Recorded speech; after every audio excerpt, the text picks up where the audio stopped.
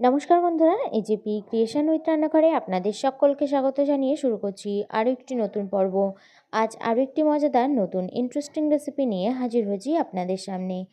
আজ আমি বানাবো পালং শাকের পকোড়া রেসিপি। চলুন তাহলে আর বেশি দেরি না করে রেসিপিটি শুরু করা যাক। রেসিপিটি শুরু করার আগে প্রত্যেকবারের মতো আপনাদের কাছে একটাই অনুরোধ, ভিডিওটা একটু স্কিপ না করে প্রথম থেকে শেষ পর্যন্ত দেখতে থাকুন এবং রেসিপিটি ভালো লাগলে অবশ্যই একটা লাইক করে চ্যানেলটিকে সাবস্ক্রাইব করে রাখার অনুরোধ রইল।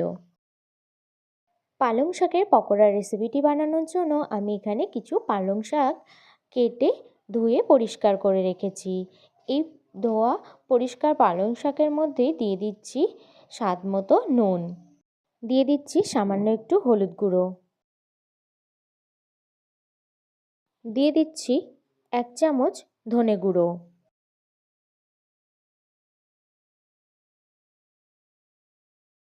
তারপর দিয়ে দিচ্ছি 1/2 চামচ জিরে গুঁড়ো,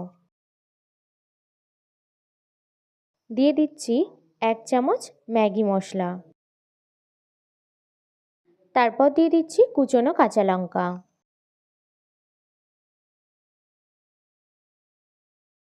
দিয়ে দিচ্ছি পেঁয়াজ কুচি,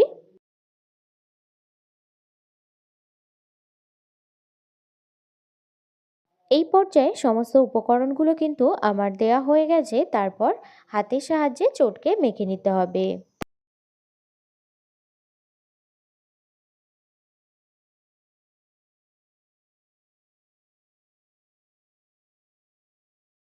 দেখুন বন্ধুরা, এই পর্যায়ে কিন্তু আমার চটকে মেখে নেওয়া হয়ে গেছে।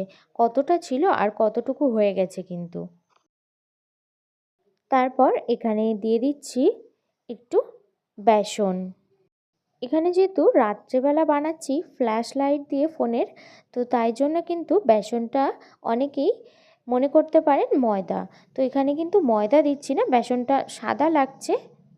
তারপরে এখানে দিয়ে দিলাম কিছুটা কর্নফ্লাওয়ার, দিয়ে সমস্ত উপকরণগুলোকে কিন্তু আবারও ভালো করে মিশিয়ে নিয়েছি। এবার ভাজার জন্য পকোড়া রেডি। পকোড়াগুলো ভেজে নেওয়ার জন্য আমি এখানে কড়াইতে তেল গরম হতে বসিয়ে দিয়েছি। তেলটা কিন্তু এই পর্যায়ে আমার প্রায় গরম হয়ে গেছে, তো আমি এখানে পকোড়াগুলো ভেজে নেওয়ার জন্য দিয়ে দিচ্ছি।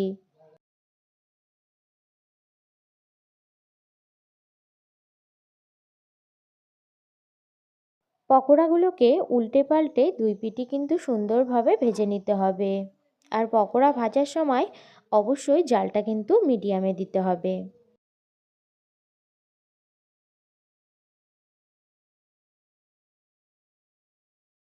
এই পর্যায়ে পকোড়াগুলো কিন্তু আমার ভেজে নেওয়া হয়ে গেছে খুব সুন্দরভাবে।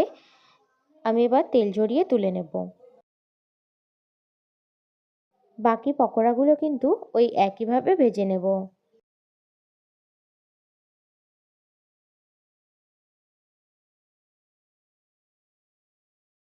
সমস্ত পকোড়াগুলো কিন্তু আমার ভেজে নেওয়া হয়ে গেছে।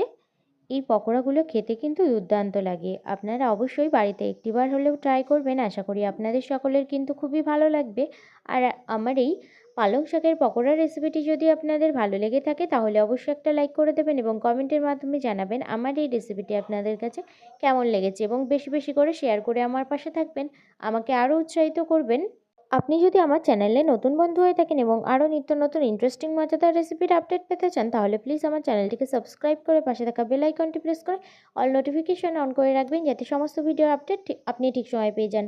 আজ এই রেসিপিটি এই পর্যন্ত। আরও একটি মজাদার নতুন কোনো ইন্টারেস্টিং রেসিপি নিয়ে আপনাদের সাথে দেখা হবে আরও একটি নতুন পর্বে। সবাই সুস্থ থাকবেন, ভালো থাকবেন এবং সাবধানে থাকবেন।